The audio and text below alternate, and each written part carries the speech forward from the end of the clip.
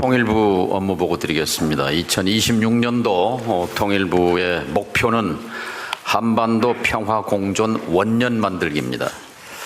보고 드릴 순서는 성과, 상황, 대응 순입니다.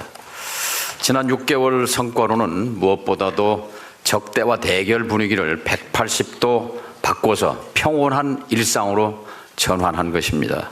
싸울 필요가 없는 상태로의 입구에 들어섰다고 생각합니다. 이를 위해서 첫째, 평화공존 3원칙을 확립했습니다.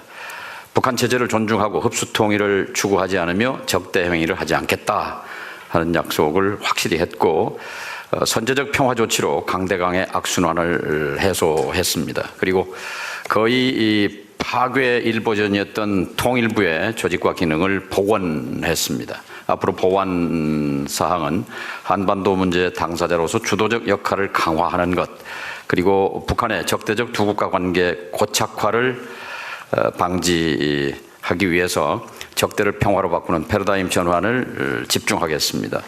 통일 지향의 평화적 두 국가 관계 추진에 대해서는 압도적인 국민이 찬성 의사를 표했습니다. 이번 12월 달에 갤럽이 조사한 바에 따르면 통일지향 평화적 두 국가에 대한 국민 여론은 70%가 찬성을 했습니다.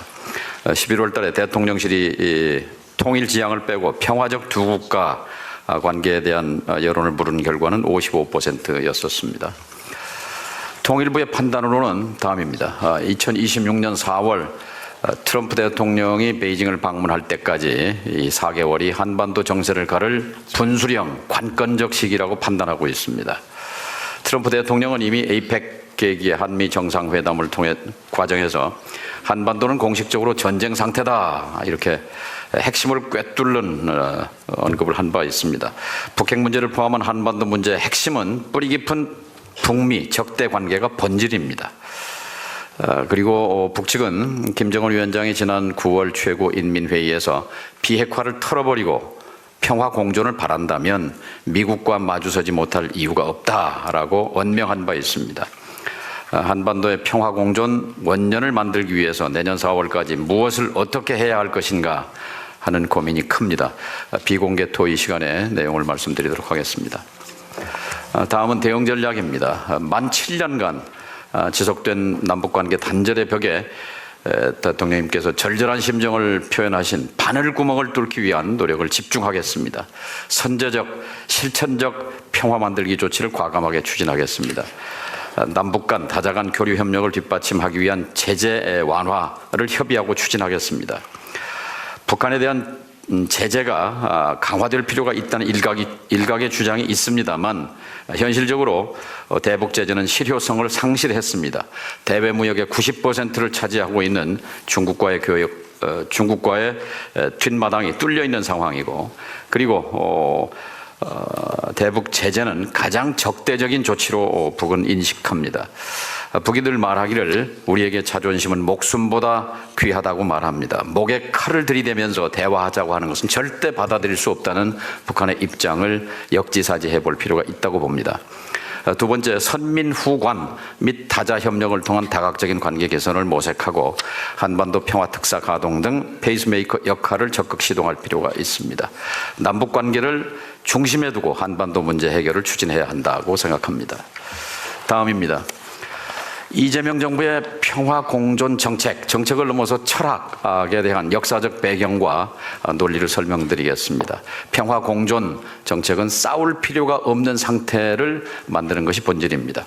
이재명 정부의 평화 공존 정책은 무엇인가? 안중근 의사의 동양 평화론에 그 뿌리가 있습니다. 이미 이재명 대통령께서는 2년 전에 이렇게 언명하셨습니다. 어느 때보다 안중근 의사가 목 놓아 외친 동양 평화의 꿈이 절실히 필요한 때입니다. 내 운명을 내 손으로 결정하지 못한 채 외세에 끌려다니는 한 평화도 번영도 이룰 수 없기 때문입니다. 1909년 이토 히로부미를 저격한 뒤에 리순 감옥에서 안중근 의사께서는 동양 평화 사상을 집필하셨습니다. 한중일 3국 간의 공동은행, 공동화폐, 교육 그리고 군대 등 선구적인 동북아 경제안보 평화 구상을 하셨던 것입니다. 이것이 이재명 정부의 평화공존 정책의 뿌리입니다.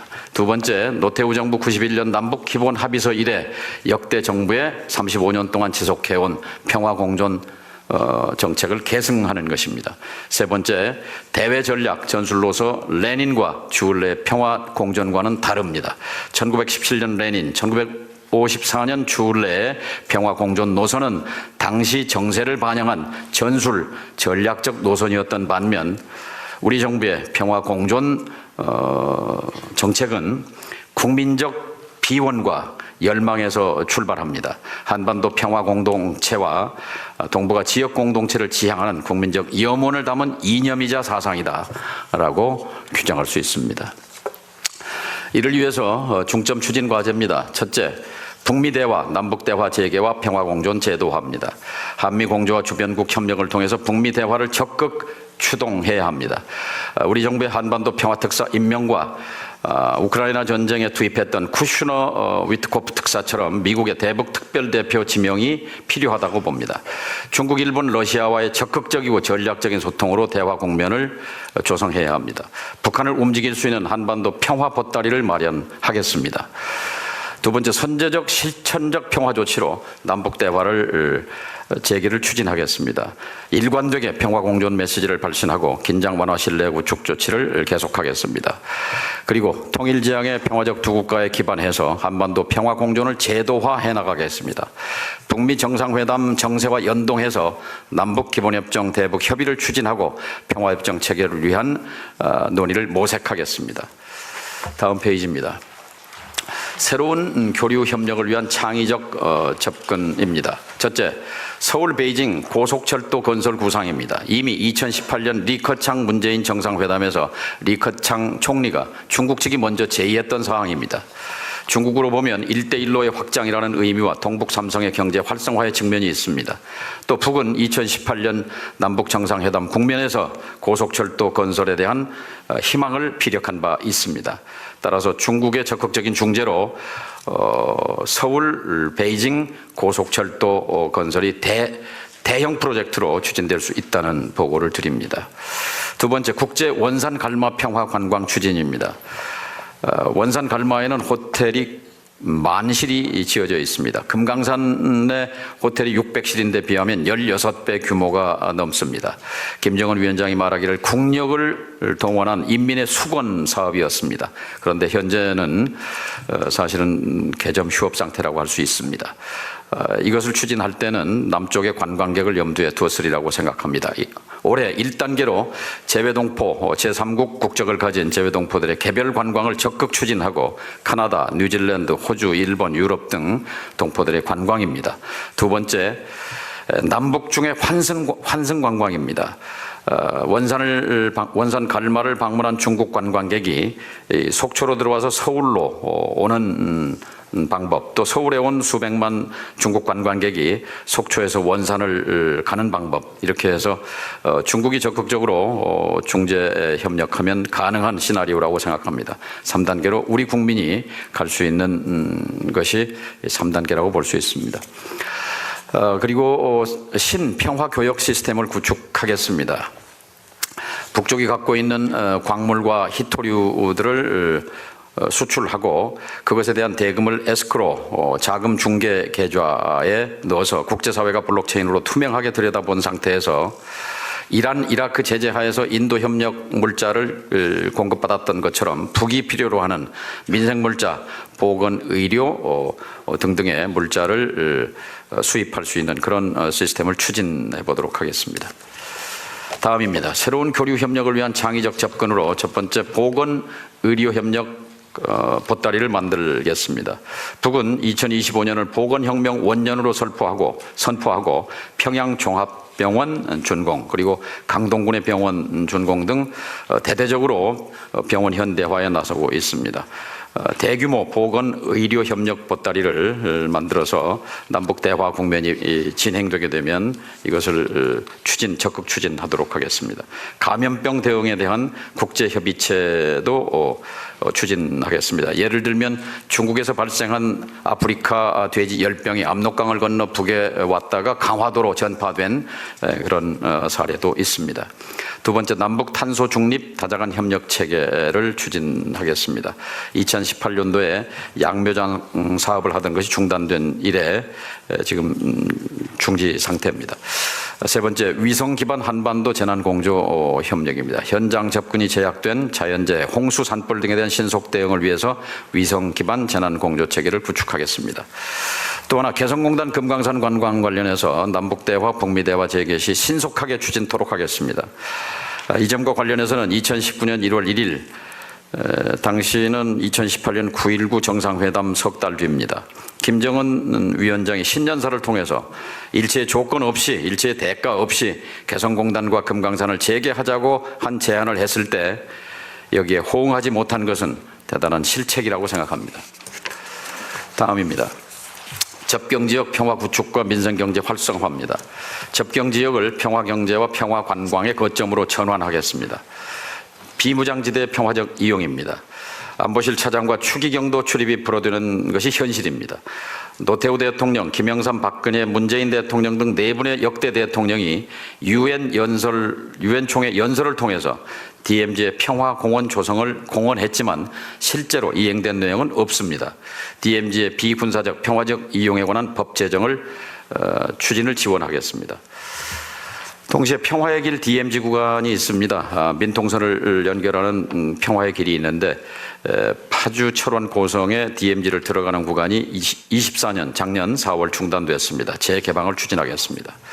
평화경제 특구를 조성하겠습니다. 내년과 내후년 평화경제 특구 4군데를 지정해서 남북협력기금을 통해 지원하는 그런 방안을 추진하겠습니다.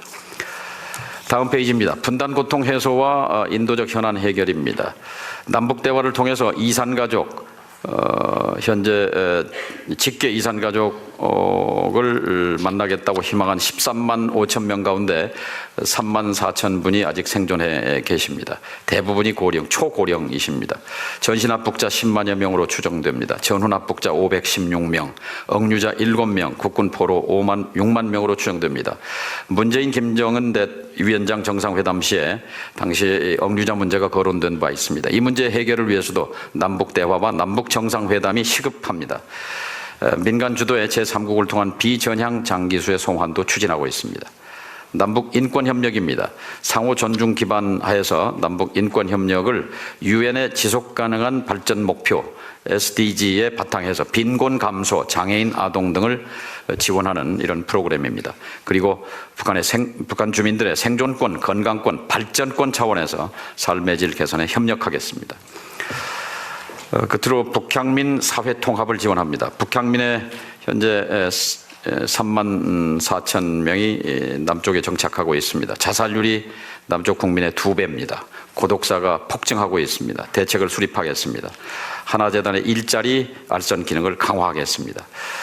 북향민 사업주의 생산품 우선 구매 제도를 확대하고 그리고 탈북자를 북향민으로 명칭을 변경하는 의견을 수렴 중에 있습니다. 탈북민들 전원이 기존 명칭, 탈북자라는 명칭에 대한 강한 거부감을 표시하는 것이 사실입니다. 마지막 페이지입니다. 평화통일 공감대 형성을 위한 경청 및 국민 참여 확대입니다.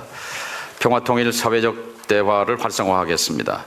민간이 주도하고 정부가 지원한다는 원칙 아래 시민사회와 협업을 강화하겠습니다. 장관 직속으로 한반도 평화 경청단을 신설했습니다. 그리고 평화통일 민주시민교육으로 패러다임을 전환하겠습니다. 초중등 교사 43만 명을 대상으로 평화통일 민주시민교육을 이수하도록 의무화하는 그런 법 개정을 통일교육지원법 개정을 추진하겠습니다. 그리고 외교부에는 싱크탱크 국립외교원이 있습니다. 국방부에는 싱크탱크 국방연구원이 있습니다. 국정원 싱크탱크 국가안보전략연구원이 있는 반면 통일부에는 싱크탱크가 없습니다. 현재 총리실 산하의 경제사회인문연구원에 되어 있는 통일연구원을 통일부로 이관해 주십사 하는 대통령님께서 선물을 하나 주십사 하는 부탁을 드립니다. 이한주 이사장께서는 난색을 표합니다만 대통령님께서 말씀하시면 될 수 있을 것 같습니다. 원래 이게 통일부 거였습니다. 그런데 IMF 때 이제 통폐합이 됐는데 힘 있는 부처는 다 남았어요. 외교, 국방, 국정원은. 통일부가 힘이 없으니까 분리됐는데요. 마지막으로 북한 자료 대국민 공개 확대입니다.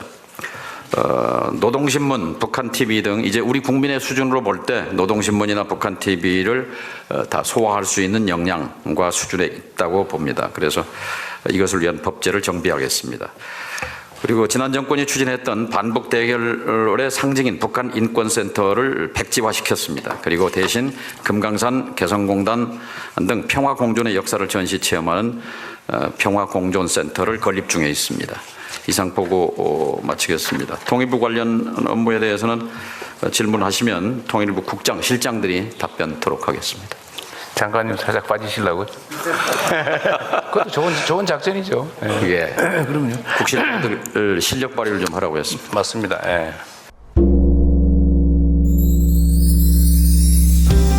(150만) 구독자와 함께 걸어온 민족언론 서울의 소리. 우리는 오늘 새로운 얼굴로 새로운 마음으로 다시 출발합니다. 탄압과 내란의 혼란 속에서도 멈추지 않았던 이유. 국민이 주인인 나라, 민주시민의 목소리, 국민 주권의 시대를 지키기 위해서였습니다. 이제 서울의 소리는 더 넓은 무대로 나아갑니다.